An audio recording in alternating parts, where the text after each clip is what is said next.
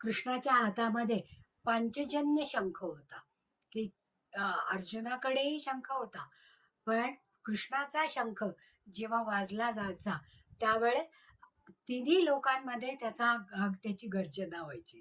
कारण कृष्ण हा स्वतः विष्णूच आहे पहा. आणि विष्णूला प्रिय असणारा असा हा शंख दक्षिणावर्ती शंख आहे. आणि नवनिधीमध्ये दक्षिणावर्ती शंखाचं महत्व अत्यंत जास्त पद्धतीने सांगितलेलं आहे.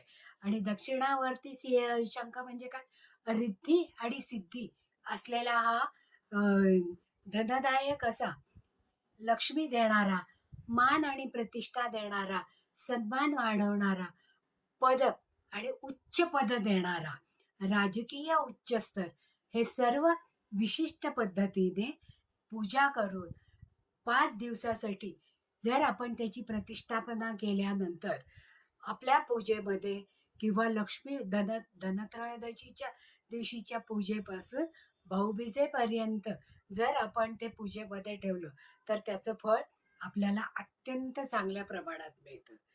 तर ही 5 दिवसाची प्रतिष्ठापनेची विधी कसं आहे, की ज्याच्यामुळे आपल्याला चमत्कारिक अशी फळं मिळतात पहा. शंखाची पंचोपचारे पूजा करायची. पंचोपचारे पूजा करायची म्हणजे काय?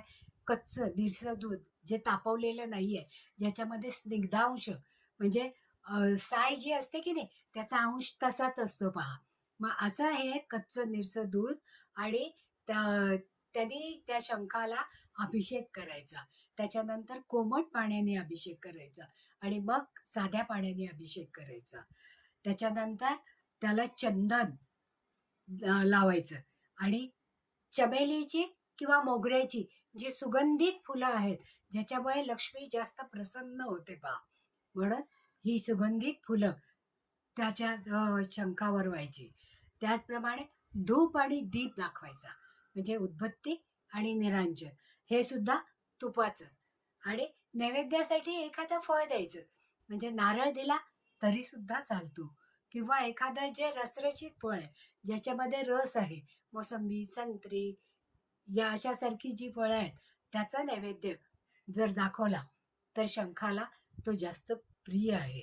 त्यामुळे ही पंचोपचारे केलेल्या पूजेने शंख घरामध्ये शांतता, सौख्य, समाधान, आनंद आणि भरभराट याची निर्मिती करतो.